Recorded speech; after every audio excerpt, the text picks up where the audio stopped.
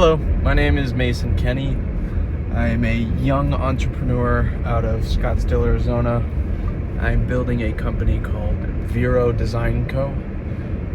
What it is it's a device to help glasses users like myself and maybe some of you to help keep them clean. As many of you may know, glasses for whatever reason are always dirty. So that's what the product is mainly for. It can clean your watch, it can clean your phone, it can clean your laptop, cameras, whatever. Doesn't matter to me what you clean with it. I'm just here to help bring a better product to the solution. But I also want to use this channel as kind of a diary, I guess you could say. A personal channel to kind of look back and see how far I've grown, how much I've grown. I'm 23 years old now.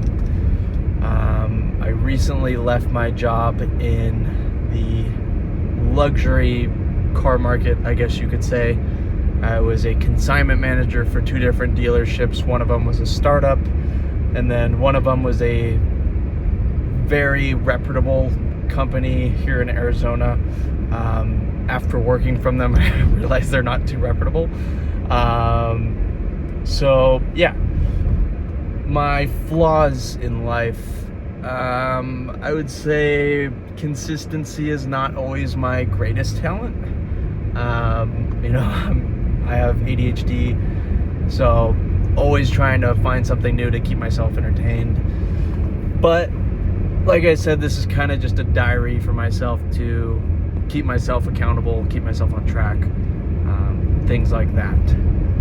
What is the purpose of my company? I kind of told you. What's the purpose for me wanting to create wealth? I guess it would start with my family. For I'd say the last 8 to 9 years, probably. My family has struggled pretty heavily. When I was younger, my family was very successful. We had a big house. I'm the last of 5 kids, so to even be able to say that is almost kind of a sign of wealth. To be able to take 5 kids and take care of them, feed them, clothe them, do everything is not the easiest thing. I love my mother, I love my father. They're still together. I was raised Catholic, so I've got a good core belief system, I believe. I wear my grandma's cross every day. But yeah, so back to what we were talking about. I saw my family get taken advantage of, screwed over, fucked over, however you want to say it, more times than I can count. Especially my father. My father is he's a nice guy. He's always looking out for others. He's always putting others' needs before his own, which is great for a father. Do not get me wrong. But at the same time, it also bit him in the ass plenty of times. Which was very difficult for me to see. Growing up, I saw him lose job after job after job.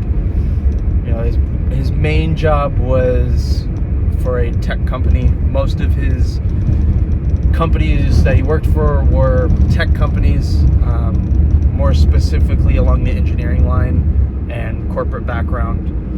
There's a pretty solid reason of why I never went corporate. How my life kind of started with working was obviously, my dad was pretty strict as a father, which wasn't always the easiest, growing up. I always say it was his way or the highway. It wasn't, hey dad, give me 5 minutes. If you said that, he'd go grab the bell. Which honestly I thank him for, right? That instilled a lot into me to be a hardworking individual, not care, how I'm feeling at the moment. Just go get it done, do the fucking shit you don't want to do, and move on. So that was that was something that I got instilled at a young age was, be disciplined, be strict, but also be loving and caring at the same time. How I got into everything but corporate was seeing his journey. Companies, after 25 years saying, thank you, Mr. Kenny, for your service. We're no longer going to need you here. And then replacing him with someone who didn't care about people, didn't understand the job that they were taking, didn't understand what it took to fulfill that position. I grew up with my dad not always being around, most of the time being on travel, in China, Germany, wherever. He wasn't always at, my sports events. I was mostly raised by my mother, I would say. That is not to say that my dad wasn't there. Like I said, I love my father. I love the sacrifices he made for me. He taught me a lot about, what it is to be a good man, what it is to be a good husband. And towards the later years now, what it is to be a good father. That has been very important to me. He's eased up a lot. He is, I think, 65 now, 63, 65, somewhere in there. But like I said, he's changed a lot personally.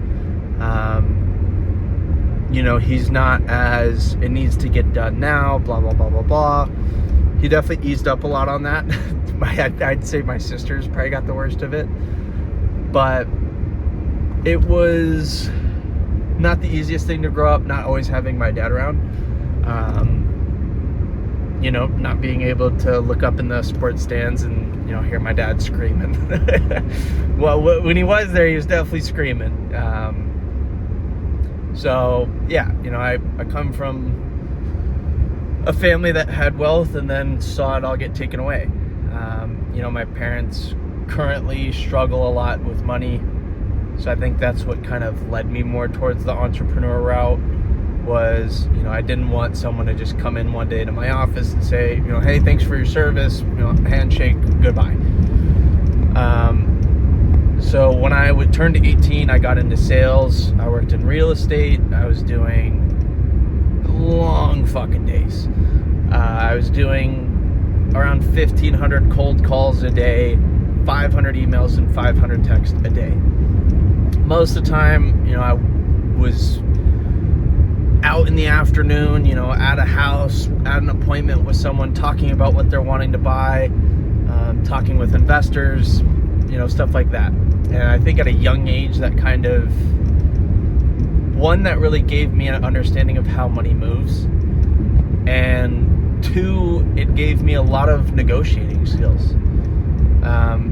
Negotiating skills that I went and then took on to pest control, and then, into the luxury car world. The luxury car world, I would say, taught me the most. With real estate, I understood how to treat people. With the luxury car world, it was mostly, what I learned was how to run a business, how to run it properly as well. The first company I was with was a startup. I was killing it. I brought in, like I think I said, probably around 15 million in inventory for us to sell. But very quickly realized there was something wrong. Not with me, but with the company. When I went and started searching for what was the issue, it was mainly marketing. We had 500, 600, 700, $1.8 million cars on this site, and we weren't selling them. These aren't cars that are not wanted. These are rare hypercars, sports cars, things that people buy as an investment.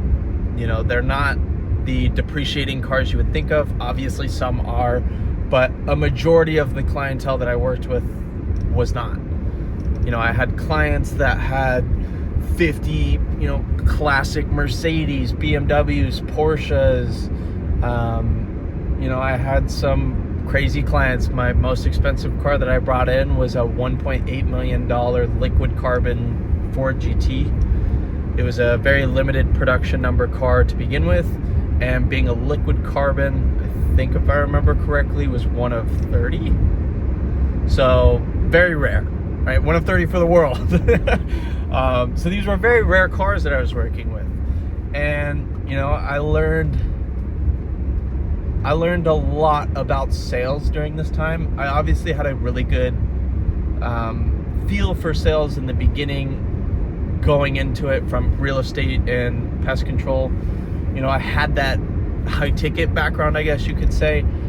In real estate, I was selling, you know, everything from trailer homes to multi-million-dollar homes to investors and to, you know, clients just looking to buy a family home. But the car world, I really got to see, I guess you could say, like a different point of wealth. You know, one of my best clients had a pretty massive collection. Very humble guy, but I really got to see the amount of wealth that some people collect. You know, I was on the phone with him one time. This was when I first started talking with him. And, you know, he said, you know, I have a small collection, about, you know, 40 to 50 cars. I was like, this dude doesn't even know how many cars he has. Then he went on to tell me, you know, I have, you know, an in-house mechanic at my warehouse that changes the oil before every drive and after every drive. So this car would sit in fresh oil for a couple months until he drove it next. Then it would be changed before he took it out. And then again when it got back, so it was back on fresh oil while it sat. If you know oil changes, that's like $100 every time. And this guy had 50 cars and paid an in-house mechanic $400,000 a year to do this. So that really changed my perspective on wealth. And then, you know, I got a lot of these guys to like working with me. You know, I was honest with them. I was truthful with them. I didn't fucking bullshit them and be like, oh, I'll sell your car in a week. You know, I was straight up and honest with them. I was like, you know, hey, look, this is typically how long it takes according to data. If that's something you're willing to work with, you know, let's get it posted. Here's the price. We can probably post it around. And then, you know, there was the opposite side of things too, where I would list a car, it wouldn't sell in, you know, 30 days. Then it was 60 days. And then, you know, I'd be talking with the client and they're like, hey, what the fuck is going on? Why isn't it selling? And I'd have to give them the harsh truth of like, hey, look, we're way overpriced. You know, we're 40 grand above market. No one's gonna buy a so-called one-of-one Rolls Royce when it's white on tan. You know, as special as you may think it is, it's not. It's white on tan. That's what people see. They see a white on tan Rolls Royce. You know, just because the interior color is a more special option doesn't mean that it's that much more valuable.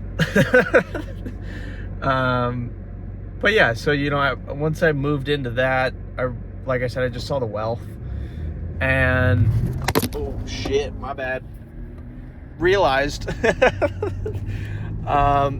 I had to do something. Hold on here. Realized I had to do something when it came to building a company. So that's when, after I had left there, I moved to a different dealership. In the meantime, I was kind of, I'd say, half-assing my own company. You know, I had this design in my head. I 3D printed a few of them. And then I just kind of brushed it off. You know, I guess you could say I didn't think I was good enough to do it. And then once I was at the other dealership, you know, I started to kind of think about it more. And I, you know, give myself the credit of like, hey, you've worked at two major, not major, but one pretty good dealership, and 2, a major dealership here in the Scottsdale location. You know, a dealership that does 10, 15, $20 million in sales a year, you know, and it, I guess, kind of turned my perspective of like, you know, hey, I've pretty much helped run both these companies. Both of them have run quite shit. And I guess you could say I just thought I could do it better. Not in the car world or anything, but with a physical product. I then went on to get patent pending with my product, which was massive to me. I brought on my buddy as a partner to help me with funds, as my pockets are empty right now. I mean, I have maybe a couple bucks in my name. But yeah, that bringing him on was a major portion of it.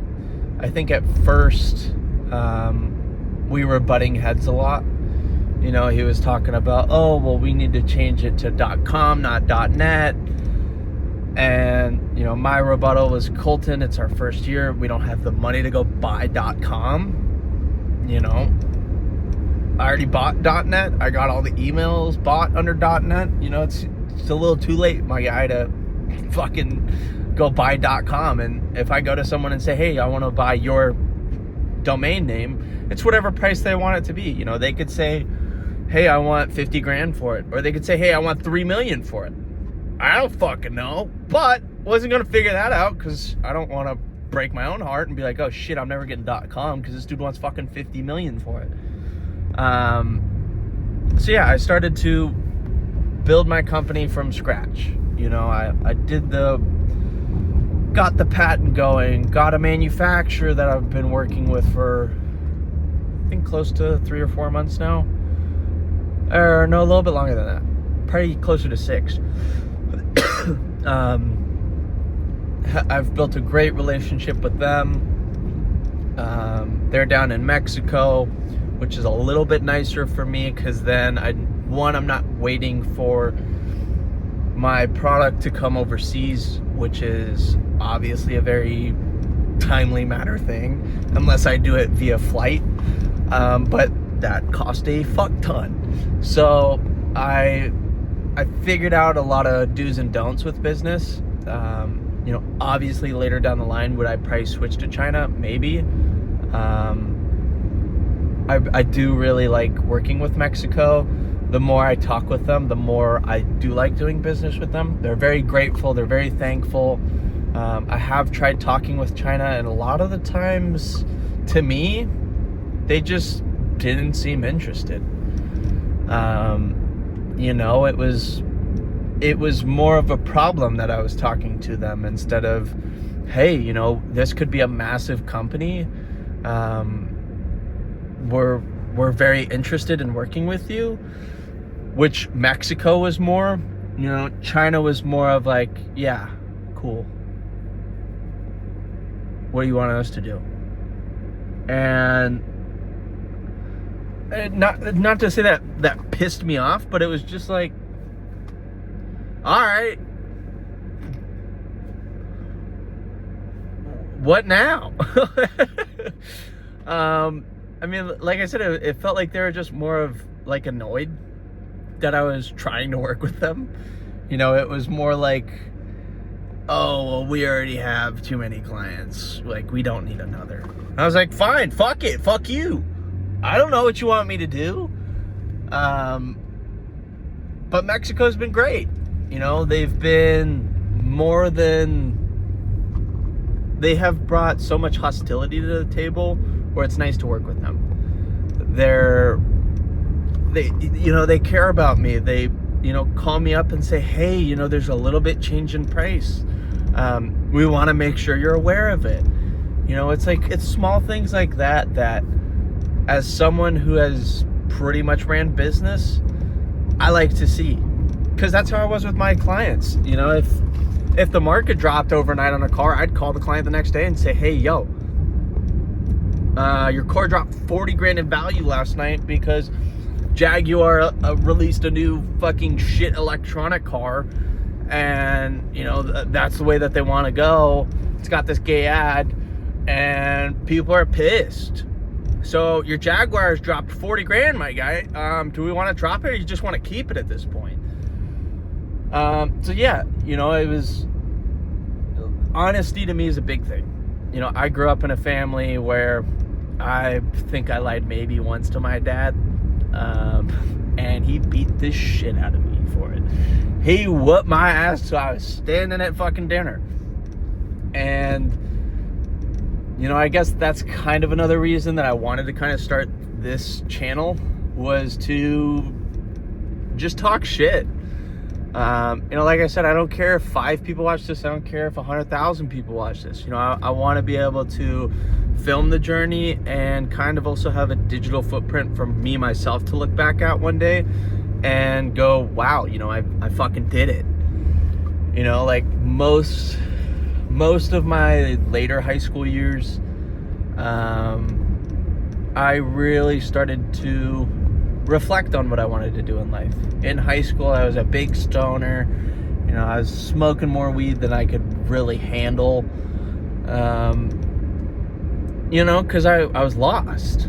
I'd say probably 70 to 80% of high school kids are.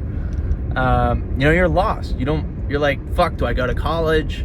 All my friends are leaving me. Blah, blah, blah, blah, blah. I think I got kind of used to it after a certain point. In 8th grade, I went and did online school, and I lost a lot of friends because of that. Friends that I was really close with just started to spread apart, because I didn't see them every day at school. I saw them maybe once a month. And then I went back to high school and was in person high school, and that relationship was just not as tight as it was, the year before. So that was difficult for me as a young age. I was 15 and I was like, what the fuck? Like, everyone hates me now, like blah, blah, blah, blah, blah. They didn't hate me. I just didn't fucking communicate and be like, yo, let's hang out. But I think that was also a blessing for me. I got very comfortable being alone, which now I think is a superpower.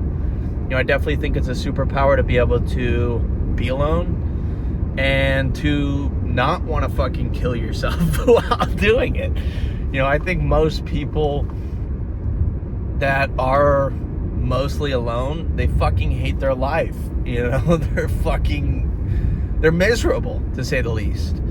I'm not. I like my life. I like it being quiet from time to time. I have a girlfriend now, which in high school I didn't think was really possible. I was like, oh, these fucking bitches hate me, and it's not that they hated me, but I just didn't fucking be like, yo, you want to go out? You want to go on a date? Blah, blah, blah, blah, blah. In high school, I had no confidence in myself, I guess is the best way to say it. I didn't like myself. I had quit sports. I was way too fucking high all the time. I blew out my knee, so I couldn't go back to sports. I could, but I was just gonna be shit. So it was like, fuck, what am I gonna do? Because growing up, a lot of my life, I was like, oh, I'll be a professional athlete. Which I think a lot of young men think. We're like, oh, I'm gonna be a professional athlete. But at the same time, I wasn't putting in the effort to do that, I guess you could say. I was one of the best kids on my team, but was I putting in the most effort? Was I working on it 6-7 days a week? No. I'd go shoot some hockey pucks, a couple nights a week, have practice once a week, and have a game on the weekend.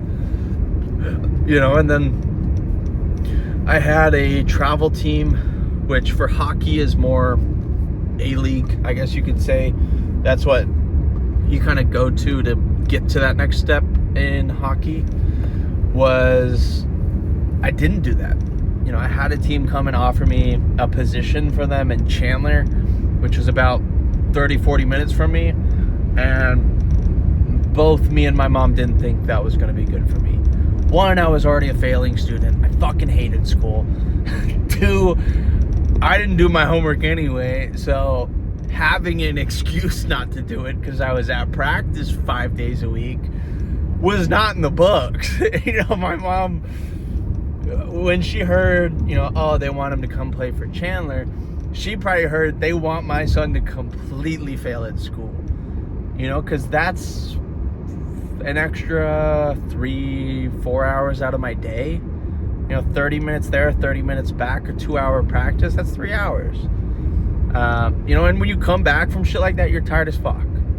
After a hockey practice, you're honestly quite miserable. You want to take a shower and you want to go to sleep. It is what it is. It's the same thing when I was playing football. I was a really good football player. I was bigger than a lot of kids. I had the aggression that a lot of kids didn't have. And I guess that's kind of why I moved into hockey, was I knew a lot of people in hockey don't have that aggression, especially at a young age. Growing up in football, my dad was like, just imagine the other dude is your brother. All right, my brother picked on me a lot when I was a kid. Thank him for it. Because, now I can fucking handle shit like that. But, yeah, I had that aggression. I was used to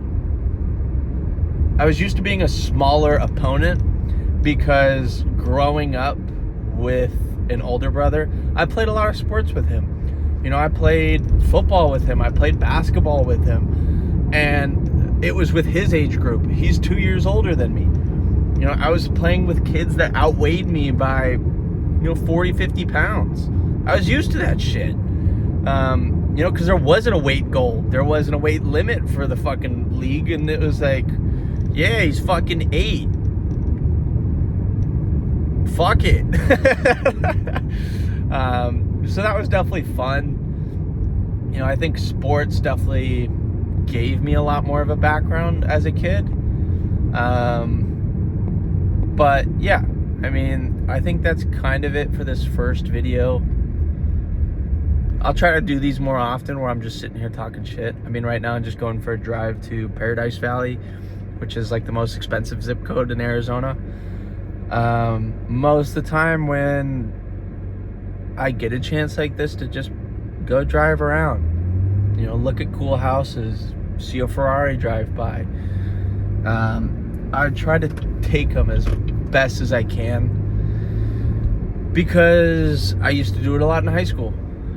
I used to go for drives. I used to go through all the expensive neighborhoods and shit and just think to myself, what if? But yeah, I think that's it for the first video. I'll try to get this shit uploaded tonight if it'll fucking upload. We're almost at 30 minutes.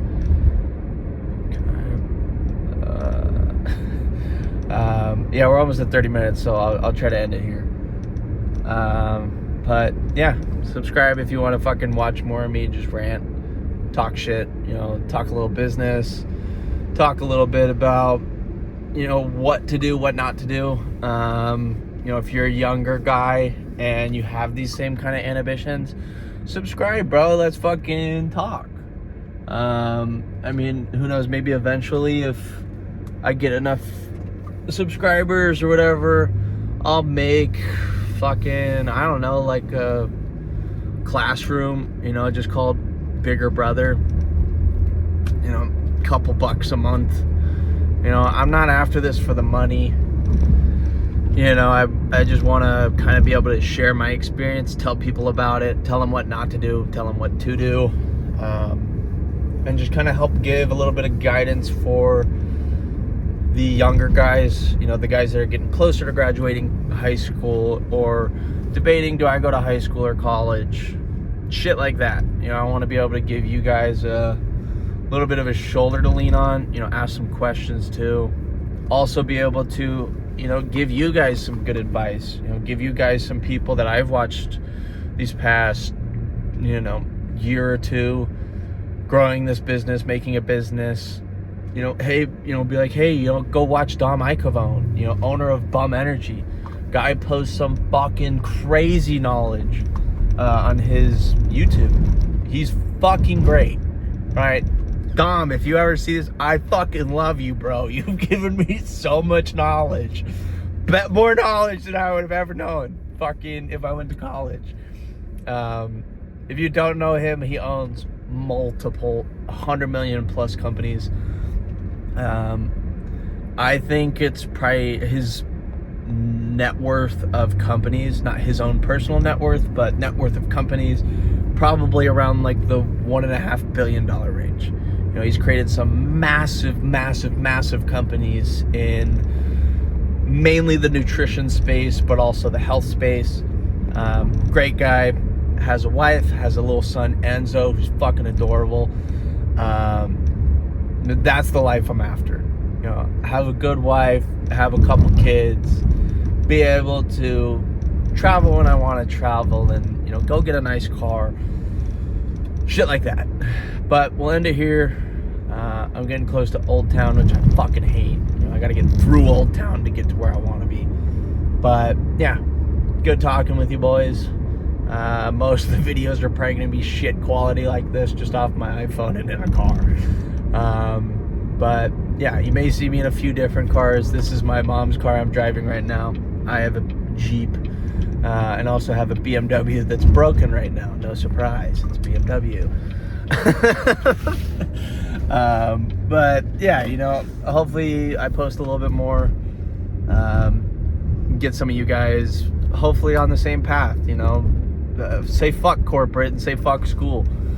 You know, hey, I mean, if school is for you, then it's for you. You know, if you're a doctor, attorney, you know, shit where you needed a degree, go get it. If you're gonna go to fucking college for a business degree from a teacher that's never ran a business, I'd maybe consider it. I'd maybe consider saving that money. But yeah, you know, I'll try not to get too political. I mean, as you guys can probably tell, I don't really give a fuck about politics, but I'll try not to get too political with people. I try not to do that in my personal life anyway. So yeah, you know, it was good talking a little bit, talking a little shit. I guess we will see each other in the near future. Let me know if you have any questions about, you know, hey, what you want me to possibly talk about. I would love to kind of hear it. So bye.